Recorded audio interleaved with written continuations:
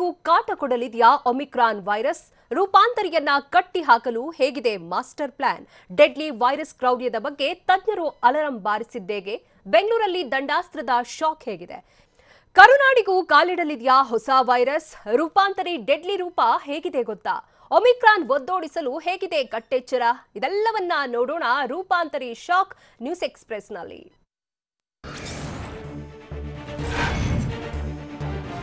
ಜಗತ್ತಿಗೆ ಕಂಟಕವಾಗಿರೋ ರೂಪಾಂತರಿ ಒಮಿಕ್ರಾನ್ ಅಟ್ಟಹಾಸ ಮೆರೆದಿದೆ. ಸ್ವಲ್ಪ ಎಚ್ಚರ ತಪ್ಪಿದ್ರೂ ಗಂಡಾಂತರ ಗ್ಯಾರಂಟಿ ಆಗಿದೆ. ವ್ಯಾಕ್ಸಿನ್ ಪಡೆದವರನ್ನು ರೂಪಾಂತರಿ ವೈರಸ್ ಅಟ್ಯಾಕ್ ಮಾಡಲಿದ್ಯಂತೆ.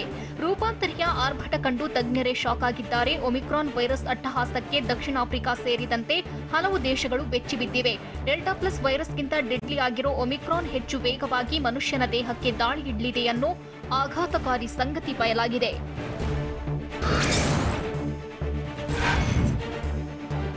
ಒಮಿಕ್ರಾನ್ ರೂಪಾಂತರಿ ವೈರಸ್ ಕರುನಾಡಿಗೂ ದೊಡ್ಡ ಟೆನ್ಷನ್ ತಂದಿಟ್ಟಿದೆ. ಕರುನಾಡಿಗೆ ಕೊರೋನಾ ಹೊಸ ತಳಿ ಮೂರನೇ ಅಲೆ ಭೀತಿ ಎದುರಾಗಿದೆ. ಹೆಮ್ಮಾರಿ ವೈರಸ್ ಬಗ್ಗೆ ತಜ್ಞರು ಎಚ್ಚರಿಕೆ ನೀಡಿದ್ದಾರೆ. ಡೆಲ್ಟಾಗಿಂತ 10 ಪಟ್ಟು ಹೆಚ್ಚು ಒಮಿಕ್ರಾನ್ ಡೇಂಜರಸ್ ಆಗಿದೆ. ಪ್ರಪಂಚದಲ್ಲೇ ಡೆಲ್ಟಾ ಅತ್ಯಂತ ಡೇಂಜರ್ ಎನ್ನಲಾಗ್ತಿತ್ತು. 2 ಡೋಸ್ ಕೊರೋನಾ ಲಸಿಕೆ ಪಡೆದಿದ್ರೂ ರೂಪಾಂತರಿ ಒಮಿಕ್ರಾನ್ ಹರಡುವ ಶಕ್ತಿ ಹೊಂದಿದೆ ಅಂತ ತಜ್ಞರು ಆತಂಕ ವ್ಯಕ್ತಪಡಿಸಿದ್ದಾರೆ.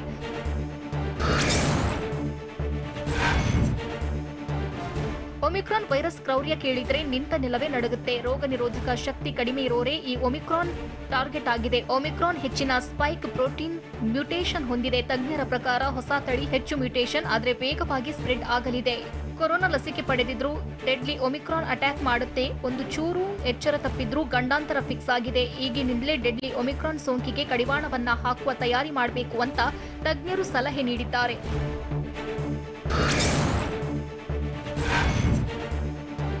ವಿದೇಶಗಳಲ್ಲಿ ಹೆಮ್ಮಾರಿ ಒಮಿಕ್ರಾನ್ ವೈರಸ್ ರಣಕೇಕೆ ಹಾಕ್ತಿದೆ. ಕರುನಾಡಿನ ಮೇಲೂ ರೂಪಾಂತರಿ ವೈರಸ್ನ ತೂಗುಗತ್ತಿ ನೇತಾಡ್ತಿದೆ. ದಕ್ಷಿಣ ಆಫ್ರಿಕಾ, ಬೋಟ್ಸ್ವಾನಾ ಮತ್ತು ಹಾಂಗ್ಕಾಂಗ್ ದೇಶಗಳ ವಿಮಾನ ಸಂಚಾರವನ್ನ ಬಂದ್ ಮಾಡೋ ಸಾಧ್ಯತೆ ಇದೆ. 3 ದೇಶಗಳಿಗೆ ವಿಮಾನ ಸಂಚಾರ ನಿರ್ಬಂಧಿಸುವಂತೆ ಕೇಂದ್ರ ಸರ್ಕಾರಕ್ಕೆ ಮನವಿಯನ್ನ ಮಾಡ್ತೀವಿ ಅಂತ ಸಿಎಂ ಬಸವರಾಜ ಬೊಮ್ಮಾಯಿ ಹೇಳಿದ್ರು. ಒಮಿಕ್ರಾನ್ ವೈರಸ್ಗೆ ಕಡಿವಾಣ ಹಾಕಲು ಕೇಂದ್ರ ಸರ್ಕಾರ ಈಗಾಗಲೇ ಅಗತ್ಯ ಕ್ರಮ ಕೈಗೊಂಡಿದೆ.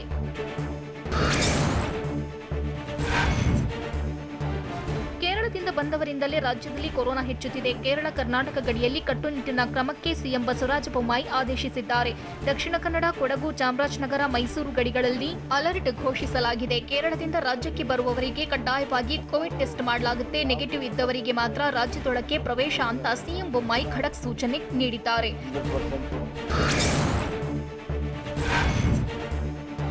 ಕರುನಾಡಲ್ಲಿ ಒಮಿಕ್ರಾನ್ ಆತಂಕ ಕ್ಷಣ ಕ್ಷಣಕ್ಕೂ ಹೆಚ್ಚಾಗ್ತಿದೆ. ಜಿನೋಮಿಕ್ ಸೀಕ್ವೆನ್ಸ್ ವರದಿ ಬರಲು 10 ದಿನ ಬೇಕು ಅಂತ ಬೆಂಗಳೂರಲ್ಲಿ ಆರೋಗ್ಯ ಸಚಿವ ಡಾಕ್ಟರ್ ಕೆ ಸುಧಾಕರ್ ಹೇಳಿದ್ರು. ಡಿಸೆಂಬರ್ 1ರ ವೇಳೆಗೆ ಜಿನೋಮಿಕ್ ಸೀಕ್ವೆನ್ಸ್ ವರದಿ ಸಿಗುತ್ತೆ. ವರದಿ ಬಂದ ಬಳಿಕ ಕೊರೋನಾ ಹೊಸ ತಳಿ ಬಗ್ಗೆ ಟೆಸ್ಟಿಂಗ್ ಮಾಡಲಾಗುತ್ತೆ. ರಾಜ್ಯದಲ್ಲಿ 4 ಜಿನೋಮಿಕ್ ಸೀಕ್ವೆನ್ಸ್ ಲ್ಯಾಬ್ಗಳು ಇವೆ.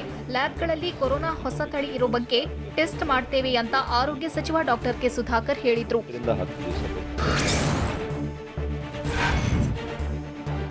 ಬೆಂಗಳೂರು ಸೇರಿದಂತೆ ಕರುನಾಡಿಗೆ ರೂಪಾಂತರಿ ಒಮಿಕ್ರಾನ್ ಭೀತಿ ಕಾಡ್ತಿದೆ. 700ರಿಂದ 800 ಕೊರೋನಾ ಸ್ಯಾಂಪಲ್ ವರದಿ ಇನ್ನೂ ಬಾಕಿ ಇದೆಯಂತೆ. ರೂಪಾಂತರಿ ಒಮಿಕ್ರಾನ್ ಪತ್ತೆಗೆ ಜಿನೋಮಿಕ್ ಸೀಕ್ವೆನ್ಸ್ ಟೆಸ್ಟಿಂಗ್ ಮಾಡಲಾಗುತ್ತೆ. ಶೀಘ್ರದಲ್ಲೇ ಬರಲಿದೆ. ಜಿನೋಮಿಕ್ ಸೀಕ್ವೆನ್ಸ್ ಟೆಸ್ಟ್ ವರದಿ ಬಂದ ನಂತರ ಒಮಿಕ್ರಾನ್ ಎಂಟ್ರಿ ಬಗ್ಗೆ ಸ್ಪಷ್ಟತೆ ಸಿಗಲಿದೆ. ಒಮಿಕ್ರಾನ್ ಕರುನಾಡಿಗೆ ಎಂಟ್ರಿ ಕೊಟ್ಟಿದ್ಯಾ ಎಂಬುದು ವರದಿ ಬಂದ ಬಳಿಕ ಗೊತ್ತಾಗಲಿದೆ. ಜಿನೋಮಿಕ್ ಸೀಕ್ವೆನ್ಸ್ ಟೆಸ್ಟ್ ರಿಪೋರ್ಟ್ನತ್ತ ಎಲ್ಲರ ಚಿತ್ತ ನೆಟ್ಟಿದೆ.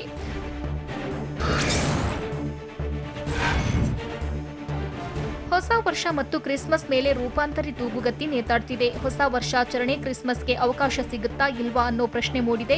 ನಾಳೆ ಆರೋಗ್ಯ ಸಚಿವ ಸುಧಾಕರ್ ನೇತೃತ್ವದಲ್ಲಿ ಮಹತ್ವದ ಸಭೆ ನಡೆಯಲಿದೆ. ನ್ಯೂ ಇಯರ್ ಆಚರಣೆ, ಕ್ರಿಸ್ಮಸ್ ಆಚರಣೆ ಕುರಿತು ಮಹತ್ವದ ಸಭೆಯಲ್ಲಿ ಚರ್ಚಿಸಲಿದ್ದಾರೆ.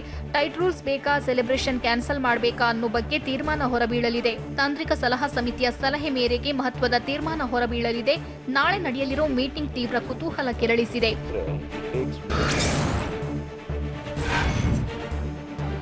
ಒಮಿಕ್ರಾನ್ ವಕ್ಕರಿಸದಂತೆ ರಾಜ್ಯದ ಏರ್ಪೋರ್ಟ್ಗಳಲ್ಲಿ ಹದ್ದಿನ ಕಣ್ಣಿಡಲಾಗಿದೆ. ಬೆಂಗಳೂರು, ಮಂಗಳೂರು ವಿಮಾನ ನಿಲ್ದಾಣಗಳಲ್ಲಿ ಹೈ ಅಲರ್ಟ್ ಕೈಗೊಳ್ಳಲಾಗಿದೆ. ವಿದೇಶಗಳಿಂದ ಬರುವವರ ಟೆಸ್ಟಿಂಗ್ಗೆ ಸರ್ಕಾರ ಸೂಚನೆ ನೀಡಿದೆ. ಸೋಂಕಿತ ರಾಷ್ಟ್ರಗಳಿಂದ ಬರುವವರ ಮೇಲೆ ತೀವ್ರ ನಿಗಾ ವಹಿಸಲಾಗುತ್ತಿದೆ. ನೆಗೆಟಿವ್ ರಿಪೋರ್ಟ್ ಬಂದ್ರೆ ಮಾತ್ರ ಏರ್ಪೋರ್ಟ್ನಿಂದ ಹೊರಕ್ಕೆ ಕಳಿಸುತ್ತಿದ್ದಾರೆ.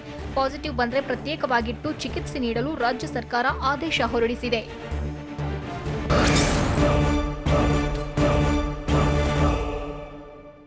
ಹೊಸ ವೈರಸ್ ಟೆನ್ಷನ್ ರಾಜ್ಯದಲ್ಲಿ ಹೇಗಿದೆ ಅಲರ್ಟ್ ಶಿಕ್ಷಣ ಸಂಸ್ಥೆಗಳಿಗೆ ರಿಲೀಸ್ ಆಗಿರೋ ಗೈಡ್ಲೈನ್ಸ್ನಲ್ಲಿ ಏನಿದೆ ಲಸಿಕೆ ಪಡೆದವರಿಗೂ ಕೊರೋನಾ ಅಟ್ಯಾಕ್ ಮಾಡ್ತಿರೋದು ಹೇಗೆ ಇದೆಲ್ಲವನ್ನ ನೋಡೋಣ ಕೊರೋನಾ ನ್ಯೂಸ್ ಎಕ್ಸ್‌ಪ್ರೆಸ್‌ನಲ್ಲಿ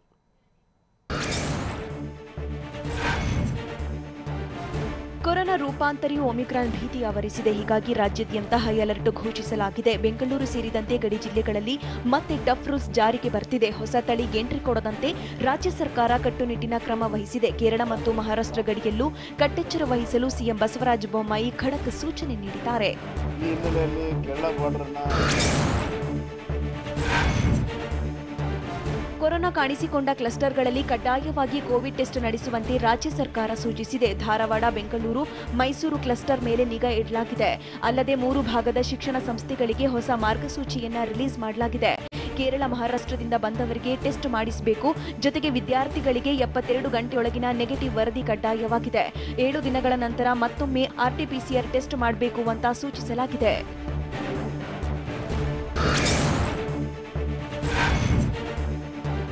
ಒಮಿಕ್ರಾನ್ ರೂಪಾಂತರಿ ಭೀತಿ ನಡುವೆ ರಾಜ್ಯದಲ್ಲಿ ದಿನದಿಂದ ದಿನಕ್ಕೆ ಕೊರೋನಾ ಕೇಸ್ಗಳ ಸಂಖ್ಯೆ ಹೆಚ್ಚಾಗ್ತಿದೆ. ಹೀಗಾಗಿ ವಾರದ ಬಳಿಕ ಕರ್ನಾಟಕದ ಸೀನ್ ಮತ್ತಷ್ಟು ಚೇಂಜ್ ಆಗುವ ಸಾಧ್ಯತೆ ಇದೆ. 1 ವಾರ ಪರಿಶೀಲಿಸಿ ಮತ್ತೊಂದು ಸುತ್ತಿನ ಸಭೆಗೆ ಸಿಎಂ ಬಸವರಾಜ ಬೊಮ್ಮಾಯಿ ನಿರ್ಧರಿಸಿದ್ದಾರೆ. ಕೊರೋನಾ ಸೋಂಕಿತರ ಸಂಖ್ಯೆಗಳು ಹೀಗೆ ಮುಂದುವರೆದ್ರೆ ಹೊಸ ವರ್ಷಾಚರಣೆಗೂ ಬ್ರೇಕ್ ಹಾಕುವ ಸಾಧ್ಯತೆ ಇದೆ. ಈ ಬಗ್ಗೆ ಸಿಎಂ ಬಸವರಾಜ ಬೊಮ್ಮಾಯಿ ನೇತೃತ್ವದ ಸಭೆಯಲ್ಲಿ ನಿರ್ಧಾರ ಹೊರಬೀಳಲಿದೆ.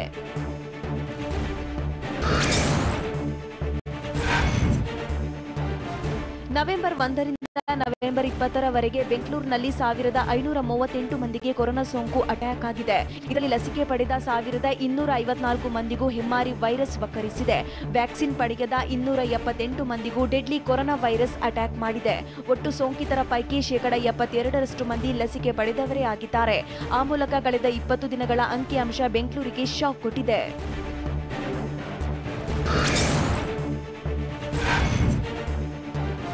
ಧಾರವಾಡದ ಎಸ್ಡಿಎಂ ಕಾಲೇಜಿನಲ್ಲಿ ಕೊರೋನಾ ಬಾಂಬ್ ಸ್ಫೋಟಗೊಂಡಿದೆ. ಹೀಗಾಗಿ ಕಾಲೇಜಿನ ಸುತ್ತಮುತ್ತಲಿನ ಅಂಗಡಿಗಳನ್ನ ಬಂದ್ ಮಾಡಿಸಲಾಗಿದೆ. ಹೋಟೆಲ್ ಅಂಗಡಿಗಳು ಕ್ಲೋಸ್ ಆಗಿದ್ದು ಆಸ್ಪತ್ರೆ ಸುತ್ತಮುತ್ತಲಿನ 500 ಮೀಟರ್ ಪ್ರದೇಶ ಸ್ತಬ್ಧವಾಗಿದೆ. ಕೊರೋನಾ ಹೆಚ್ಚಾಗಿದ್ರಿಂದ ನಿನ್ನೆ ಆಸ್ಪತ್ರೆ ಸೀಲ್ ಡೌನ್ ಮಾಡಲಾಗಿದೆ. ಆಸ್ಪತ್ರೆಯ 500 ಮೀಟರ್ ಪ್ರದೇಶವನ್ನ ಕಂಟೈನ್ಮೆಂಟ್ ಝೋನ್ ಅಂತ ಘೋಷಿಸಲಾಗಿದೆ. ಕಂಟೈನ್ಮೆಂಟ್ ಝೋನ್ ವ್ಯಾಪ್ತಿಯಲ್ಲಿನ ಶಾಲೆ ಕಾಲೇಜುಗಳಿಗೆ ಡಿಸೆಂಬರ್ 1ರವರೆಗೆ ರಜೆ ನೀಡಲಾಗಿದೆ.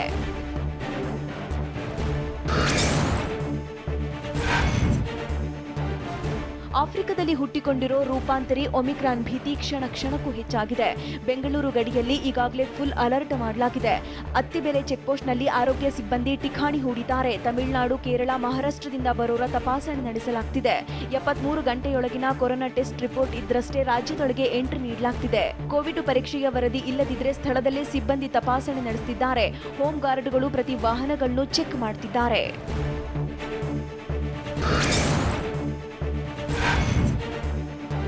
ಬೆಳಗಾವಿ ಜಿಲ್ಲೆಯ ಗಡಿ ಚೆಕ್ಪೋಸ್ಟ್ಗಳಲ್ಲೂ ಹೈ ಅಲರ್ಟ್ ಘೋಷಿಸಲಾಗಿದೆ. ಬೆಳಗಾವಿಯ 23 ಚೆಕ್ಪೋಸ್ಟ್ಗಳಲ್ಲಿ ತೀವ್ರ ನಿಗಾ ವಹಿಸಲಾಗಿದೆ. ಶಿಕ್ಷಣ ಸಂಸ್ಥೆಗಳು, ವೈದ್ಯಕೀಯ ಕಾಲೇಜುಗಳಿಗೆ ಹೊರ ರಾಜ್ಯ ಮತ್ತು ಜಿಲ್ಲೆಗಳಿಂದ ಬಂದವರ ಮೇಲೆ ನಿಗಾ ಇಡಲಾಗಿದೆ. ಇತ್ತೀಚೆಗೆ ಬೆಳಗಾವಿಗೆ ಒಟ್ಟು 293 ವಿದ್ಯಾರ್ಥಿಗಳು ಕೇರಳ ಮತ್ತು ಮಹಾರಾಷ್ಟ್ರ ಸೇರಿ ಹೊರ ರಾಜ್ಯಗಳಿಂದ ಆಗಮಿಸಿದ್ದಾರೆ. ಹೀಗಾಗಿ 200 ಜನರ ಗಂಟಲು ದ್ರವ, ರಕ್ತದ ಮಾದರಿ ಸಂಗ್ರಹಿಸಲಾಗಿದೆ.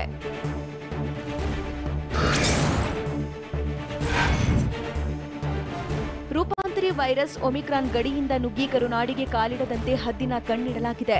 ಮೈಸೂರು ಜಿಲ್ಲೆ ಎಚ್ಡಿ ಕೋಟೆ ತಾಲೂಕಿನ ಬಾವಲಿ ಚೆಕ್ಪೋಸ್ಟ್ನಲ್ಲಿ ಕಟ್ಟುನಿಟ್ಟಿನ ಕ್ರಮವನ್ನು ಕೈಗೊಳ್ಳಲಾಗಿದೆ. ಕೇರಳದಿಂದ ರಾಜ್ಯದೊಳಕ್ಕೆ ಬರೋರಿಗೆ ಆರ್ಟಿಪಿಸಿಆರ್ ನೆಗೆಟಿವ್ ವರದಿ ಕಡ್ಡಾಯವಾಗಿದೆ. ಬಾವಲಿ ಚೆಕ್ಪೋಸ್ಟ್ಗೆ ಡಿಎಚ್ಒ ಭೇಟಿ ನೀಡಿ ಪರಿಶೀಲನೆ ನಡೆಸಿದ್ರು.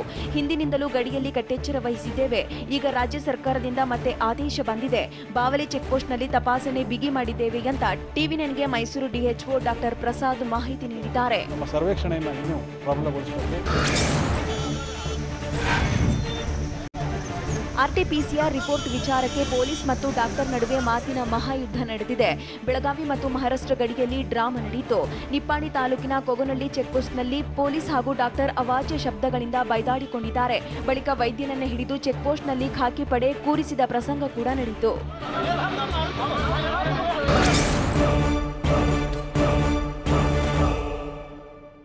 ಬೆಂಗಳೂರಿನಲ್ಲಿ ಮತ್ತೆ ಖಡಕ್ ರೂಲ್ಸ್ ಮರುಕಳಿಸಿದ್ದೇಗೆ ಮಾಸ್ಕ್ ಮರೆತು ಓಡಾಡೋರಿಗೆ ಮಾರ್ಷಲ್ಸ್ ಶಾಕ್ ಹೇಗಿತ್ತು ಏರ್ಪೋರ್ಟ್ ಗಡಿಯಲ್ಲಿ ಹೇಗಿದೆ ಚೆಕಿಂಗ್ ಇದೆಲ್ಲವನ್ನ ನೋಡೋಣ ಬೆಂಗಳೂರು ನ್ಯೂಸ್ ಎಕ್ಸ್‌ಪ್ರೆಸ್‌ನಲ್ಲಿ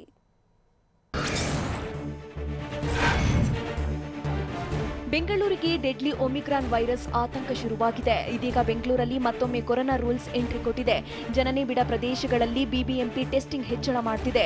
ಮಾಸ್ಕ್ ಅಂತರ ಪಾಲಿಸದವರಿಗೆ ಮತ್ತೆ ದಂಡಾಸ್ತ್ರ ಪ್ರಯೋಗಿಸಲಾಗುತ್ತಿದೆ.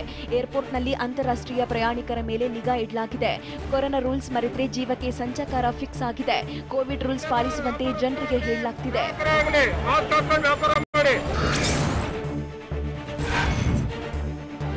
ಬೆಂಗಳೂರಿನಲ್ಲಿ ಮಾಸ್ಕ್ ಧರಿಸದೆ ಬೇಕಾಬಿಟ್ಟಿ ಓಡಾಡುತ್ತಿರುವವರಿಗೆ ಮಾಸ್ಕ್ ದಂಡಾಸ್ತ್ರದ ಬರೆ ಬೀಳ್ತಿದೆ. ಮಾಸ್ಕ್ ಇಲ್ಲದೆ ಓಡಾಡುವವರಿಗೆ ಮಾರ್ಷಲ್ಸ್ ದಂಡದ ಶಾಕ್ ನೀಡಿದ್ದಾರೆ. ಬೆಂಗಳೂರಿನ ಹಲವೆಡೆ ಸಾರ್ವಜನಿಕರಿಗೆ ಮಾಸ್ಕ್ ಫೈನ್ ಹಾಕಲಾಗುತ್ತಿದೆ. ಇಂದು ಕೆಲವರಿಗಷ್ಟೇ ದಂಡ ಹಾಕಿದ್ದು ಬಹುತೇಕರಿಗೆ ಖಡಕ್ ವಾರ್ನಿಂಗ್ ಮಾಡಲಾಗಿದೆ. ಇನ್ನು ನಾಳೆಗಿಂದಲೇ ಕಟ್ಟುನಿಟ್ಟಾಗಿ ಮಾರ್ಷಲ್ಸ್ ದಂಡ ವಸೂಲಿ ಮಾಡಲಿದ್ದಾರೆ.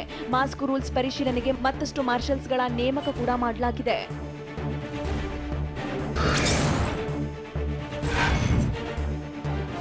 ಬೆಂಗಳೂರಲ್ಲಿ ಬೇಕಾಬಿಟ್ಟಿ ಓಡಾಡುವವರಿಗೆ ದಂಡದ ರುಚಿಯನ್ನ ನೀಡಲಾಗುತ್ತಿದೆ. ಮಾಸ್ಕ್ ಇಲ್ಲದೆ ನಿರ್ಲಕ್ಷ್ಯದಿಂದ ಓಡಾಡುವವರ ಜೇಬಿಗೆ ಬರೆ ಬೀಳ್ತಿದೆ. ಕೆಆರ್ ಮಾರುಕಟ್ಟೆಯಲ್ಲಿ ಮಾಸ್ಕ್ ಧರಿಸದೆ ಓಡಾಡುತ್ತಿದ್ದವರಿಗೆ ಮಾರ್ಷಲ್ಸ್ ಫೈನ್ ಹಾಕಿದ್ರು. ಕೆಲವರಂತೂ ದಂಡದ ಬಿಸಿಯಿಂದ ತಪ್ಪಿಸಿಕೊಂಡು ಓಡಿ ಹೋಗುತ್ತಿರುವ ದೃಶ್ಯಗಳು ಕಂಡುಬಂತು. ಒಮಿಕ್ರಾನ್ ವೈರಸ್ ಆತಂಕವಿದ್ರೂ ಜನರು ಮಾತ್ರ ಮಾಸ್ಕ್ ಧರಿಸದೆ ಡೋಂಟ್ ಕೇರ್ ಅಂತಿದ್ದಾರೆ.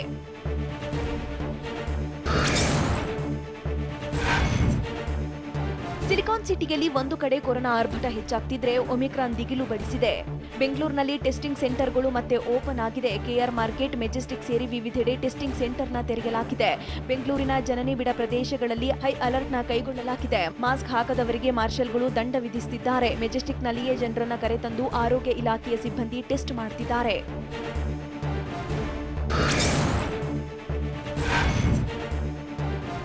ರಾಜಧಾನಿ ಬೆಂಗಳೂರಿನಲ್ಲಿ ಕೊರೋನಾ ಬಾಂಬ್ ಸದ್ದಿಲ್ಲದೆ ಸ್ಫೋಟಗೊಳ್ಳುತ್ತಿದೆ. ಬೆಂಗಳೂರಲ್ಲಿ ಕೊರೋನಾ ಟೆಸ್ಟ್ ಹೆಚ್ಚಿಸಲಾಗಿದೆ.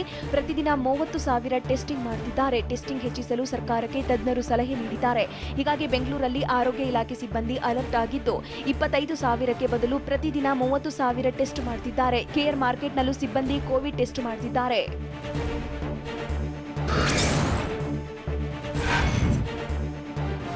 ಬೆಂಗಳೂರು ಸೇರಿದಂತೆ ಕರುನಾಡಿಗೆ ಹೆಮ್ಮಾರಿ ಒಮಿಕ್ರಾನ್ ಆತಂಕ ಶುರುವಾಗಿದೆ. ಇದೀಗ ರೂಪಾಂತರಿ ವೈರಸ್ ಭೀತಿಯಿಂದ ಮೆಟ್ರೋದಲ್ಲಿ ಮುನ್ನೆಚ್ಚರಿಕೆ ಕ್ರಮವನ್ನು ಕೈಗೊಳ್ಳಲಾಗಿದೆ. ಮೆಟ್ರೋದಲ್ಲಿ ಪ್ರಯಾಣಿಸುವವರು ಮಾಸ್ಕ್ ಧರಿಸುವುದು ಕಡ್ಡಾಯವಾಗಿದೆ. ಮಾಸ್ಕ್ ಹಾಕದ ಪ್ರಯಾಣಿಕರಿಗೆ ಮೆಟ್ರೋ ಸ್ಟೇಷನ್ ಒಳಗೆ ನೋ ಎಂಟ್ರಿ ಅಂತ ಬಿಎಂಆರ್ಸಿಎಲ್ ಆದೇಶ ಹೊರಡಿಸಿದೆ. ಮಾಸ್ಕ್ ಧರಿಸದೆ ಬರೋರಿಗೆ ಪ್ರವೇಶ ನಿರ್ಬಂಧ ವಿಧಿಸಲು ಅಧಿಕಾರಿಗಳಿಗೆ ಮೆಟ್ರೋ ಎಂಡಿ ಅಂಜುಮ್ ಪರ್ವೇಜ್ ಆದೇಶ ಹೊರಡಿಸಿದ್ದಾರೆ.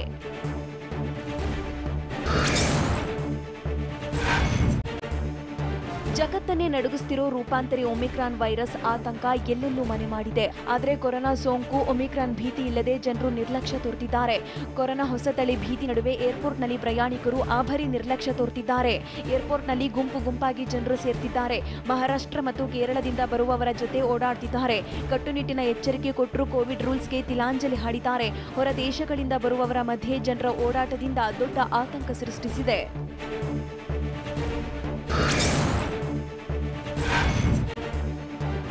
ಬೆಂಗಳೂರಿನ ಬಸವನಗುಡಿಯಲ್ಲಿ ಕಡಲೆಕಾಯಿ ಪರೀಕ್ಷೆಗೆ ಜನಸಾಗರವೇ ಎಂಟ್ರಿ ಕೊಟ್ಟಿದೆ.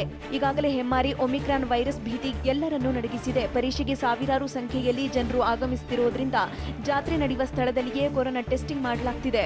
ಅಲ್ಲದೆ ಜಾತ್ರೆ ಸ್ಥಳದಲ್ಲೇ ವ್ಯಾಕ್ಸಿನೇಷನ್ ನೀಡುವುದಕ್ಕೆ ವ್ಯವಸ್ಥೆ ಕೂಡ ಮಾಡಲಾಗಿದೆ. ಆರೋಗ್ಯ ಇಲಾಖೆ ಸಿಬ್ಬಂದಿ ಕಡಲೆಕಾಯಿ ಪರೀಕ್ಷೆ ಬಳಿ ಮುಂಜಾಗ್ರತಾ ಕ್ರಮ ಕೈಗೊಂಡಿದ್ದಾರೆ.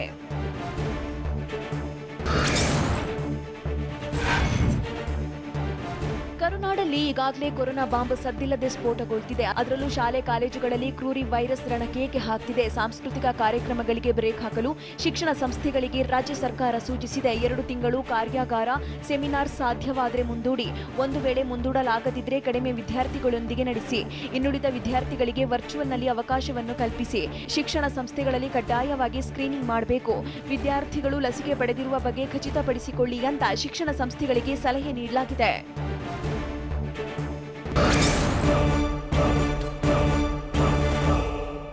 ಆಸ್ತಿ ಆಸೆಗೆ ಹೆಣದ ಹೆಬ್ಬೆಟ್ಟು ಪಡೆದಿದ್ದೆಲ್ಲಿ ಹೆಮ್ಮಾರಿಗಳು? ನದಿಗೆ ಹಾರಿ ಗೃಹಿಣಿ ಆತ್ಮಹತ್ಯೆಗೆ ಯತ್ನಿಸಿದ್ದೇಕೆ?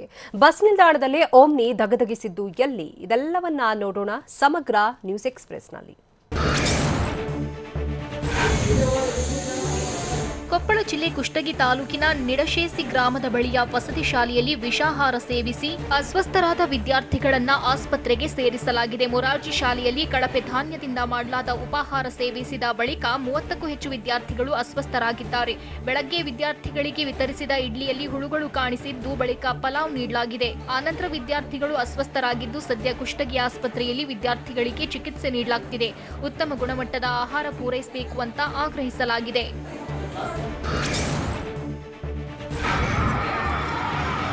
ಬಾಗಲಕೋಟೆ ಜಿಲ್ಲೆ ಮುಧೋಳದ ಬಸ್ ನಿಲ್ದಾಣದ ಬಳಿ ಓಮ್ನಿ ಕಾರೊಂದು ಹೊತ್ತಿ ಉರಿದಿದೆ. ಅರ್ಜುನ ಪೂಜಾರಿ ಅನ್ನೋರು ಕಾರಲ್ಲಿ ಬಟ್ಟೆ ಪಾತ್ರೆ ವ್ಯಾಪಾರ ಮಾಡುವಾಗ ಘಟನೆ ಸಂಭವಿಸಿದೆ. ಕಾರಲ್ಲಿ ಗ್ಯಾಸ್ ಲೀಕ್ ಆಗಿ ಬೆಂಕಿ ಹೊತ್ತಿದ ಶಂಕೆ ವ್ಯಕ್ತವಾಗಿದ್ದು ಸ್ಥಳಕ್ಕೆ ದೌಡಾಯಿಸಿ ಬಂದ ಅಗ್ನಿಶಾಮಕ ಸಿಬ್ಬಂದಿ ಬೆಂಕಿ ನಂದಿಸಿದ್ದಾರೆ.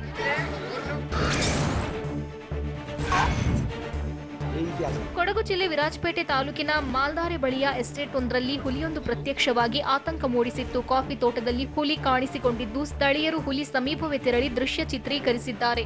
ಸ್ಥಳಕ್ಕೆ ಅರಣ್ಯ ಅಧಿಕಾರಿಗಳು ಭೇಟಿ ನೀಡಿ ಪರಿಶೀಲನೆ ನಡೆಸಿದ್ದು ಭೀತಿಗೊಂಡಿರುವ ಸ್ಥಳೀಯರು ಹುಲಿ ಸೆರೆ ಹಿಡಿಯುವಂತೆ ಆಗ್ರಹಿಸಿದ್ದಾರೆ.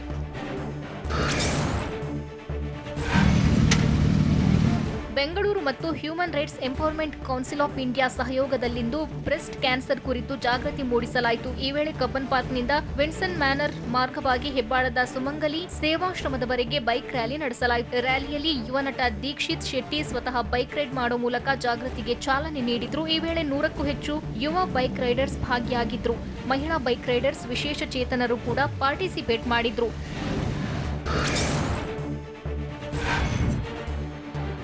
ಹರಿದ್ವಾರದಲ್ಲಿಂದು ನಡೆದ ಪತಂಜಲಿ ವಿವಿ ಮೊದಲ ಘಟಿಕೋತ್ಸವ ಸಮಾರಂಭದಲ್ಲಿ ರಾಷ್ಟ್ರಪತಿ ರಾಮನಾಥ್ ಕೋವಿಂದ್ ಭಾಗಿಯಾಗಿದ್ದರು. ಈ ವೇಳೆ ವಿವಿ ಕುಲಪತಿ ಬಾಬಾ ರಾಮದೇವ್ ಮತ್ತು ಉಪಕುಲಪತಿ ಆಚಾರ್ಯ ಬಾಲಕೃಷ್ಣ ಶಾಸ್ತ್ರಿ ರಾಷ್ಟ್ರಪತಿಗೆ ರುದ್ರಾಕ್ಷಿ ಮಾಲೆ ನೀಡಿ ಗೌರವಿಸಿದರು. ಉತ್ತರಾಖಂಡ್ ರಾಜ್ಯಪಾಲ ಗುರ್ಮಿತ್ ಸಿಂಗ್, ಸಿಎಂ ಪುಷ್ಕರ್ ಸಿಂಗ್ ಧಾಮಿ, ಉತ್ತರಾಖಂಡದ ಶಿಕ್ಷಣ ಸಚಿವ ಧನ್ ಸಿಂಗ್ ರಾವತ್ ಸೇರಿ ಹಲವು ಗಣ್ಯರು ಉಪಸ್ಥಿತರಿದ್ದರು. ಪತಂಜಲಿ ವಿವಿಯ ಮೊದಲ ಘಟಿಕೋತ್ಸವದಲ್ಲಿ ರಾಷ್ಟ್ರಪತಿ ರಾಮನಾಥ್ ಕೋವಿಂದ್ ವಿದ್ಯಾರ್ಥಿಗಳಿಗೆ ಪಿಎಚ್ಡಿ ಪದವಿ, ಚಿನ್ನದ ಪದಕ ಪ್ರದಾನ ಮಾಡಿದ್ರು.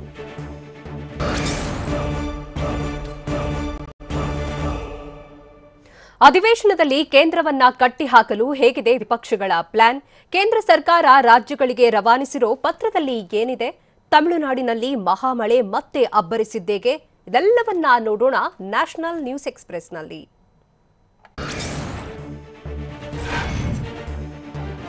ವಿದೇಶದಲ್ಲಿ ಆರ್ಭಟಿಸುತ್ತಿರೋ ಕೊರೋನಾ ರೂಪಾಂತರಿ ಒಮಿಕ್ರಾನ್ ವೈರಸ್ ಭಾರತಕ್ಕೂ ಟೆನ್ಷನ್ ತಂದಿಟ್ಟಿದೆ. ಇದೀಗ ಎಲ್ಲ ರಾಜ್ಯ ಸರ್ಕಾರಗಳಿಗೆ ಕೇಂದ್ರ ಆರೋಗ್ಯ ಸಚಿವಾಲಯದ ರಾಜೇಶ್ ಭೂಷಣ್ ಪತ್ರವನ್ನ ಬರೆದಿದ್ದಾರೆ. ರಾಜ್ಯಗಳಲ್ಲಿ ಕಟ್ಟುನಿಟ್ಟಿನ ನಿಯಂತ್ರಣ ಕ್ರಮಗಳನ್ನು ತೆಗೆದುಕೊಳ್ಳಬೇಕು, ಅಲ್ಲದೆ ಜಿಲ್ಲಾ ಮಟ್ಟದಿಂದಲೇ ತೀವ್ರ ನಿಗಾ ವಹಿಸಬೇಕು. ಕೋವಿಡ್ ಲಸಿಕಾ ಅಭಿಯಾನ ಇನ್ನೂ ತ್ವರಿತಗೊಳಿಸಬೇಕು ಅಂತ ಎಲ್ಲ ರಾಜ್ಯ ಸರ್ಕಾರಗಳ ಮುಖ್ಯ ಕಾರ್ಯದರ್ಶಿಗಳಿಗೆ ಪತ್ರ ಬರೆಯಲಾಗಿದೆ.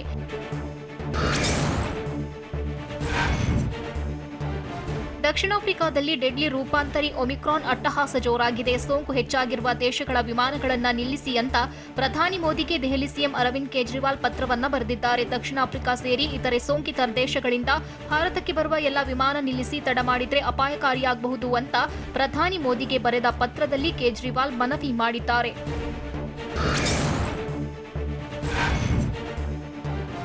ನಾಳೆಯಿಂದ ಸಂಸತ್ ಚಳಿಗಾಲದ ಅಧಿವೇಶನ ಆರಂಭವಾಗಲಿದೆ. ಈ ಬಾರಿ ಸಂಸತ್ ಅಧಿವೇಶನ ಸಾಕಷ್ಟು ಮಹತ್ವವನ್ನು ಪಡೆದುಕೊಂಡಿದೆ. 3 ಕೃಷಿ ತಿದ್ದುಪಡಿ ಕಾಯ್ದೆ ರದ್ದತಿ, ಕೊರೋನಾ ನಿಯಂತ್ರಣ, ತನಿಖಾ ಸಂಸ್ಥೆಗಳ ಮುಖ್ಯಸ್ಥರ ಅಧಿಕಾರಾವಧಿ ವಿಸ್ತರಣೆ, ಹಣದುಬ್ಬರ, ಇಂಧನ ಬೆಲೆಯ ಏರಿಕೆ ಸೇರಿದಂತೆ ಹಲವು ಪ್ರಮುಖ ವಿಷಯಗಳ ಕುರಿತು ಸಂಸತ್ ಅಧಿವೇಶನದಲ್ಲಿ ಚರ್ಚೆಯಾಗುವ ಸಾಧ್ಯತೆ ಇದೆ.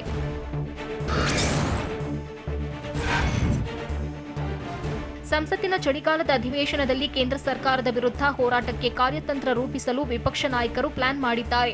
ಹೀಗಾಗಿ ನಾಳೆ ಬೆಳಗ್ಗೆ ವಿಪಕ್ಷ ನಾಯಕರು ಸಭೆ ಸೇರಲಿದ್ದಾರೆ. ರಾಜ್ಯಸಭೆ ವಿಪಕ್ಷ ನಾಯಕ ಮಲ್ಲಿಕಾರ್ಜುನ್ ಖರ್ಗೆ ಸಂಸತ್ತಿನ ಉಭಯ ಸದನಗಳ ಪ್ರತಿಪಕ್ಷ ನಾಯಕರಿಗೆ ಪತ್ರ ಬರೆದಿದ್ದಾರೆ. ಸಂಸತ್ ಅಧಿವೇಶನದಲ್ಲಿ ಮೋದಿ ಸರ್ಕಾರವನ್ನ ಕಟ್ಟಿಹಾಕಲು ವಿರೋಧ ಪಕ್ಷಗಳು ಸಜ್ಜಾಗಿವೆ.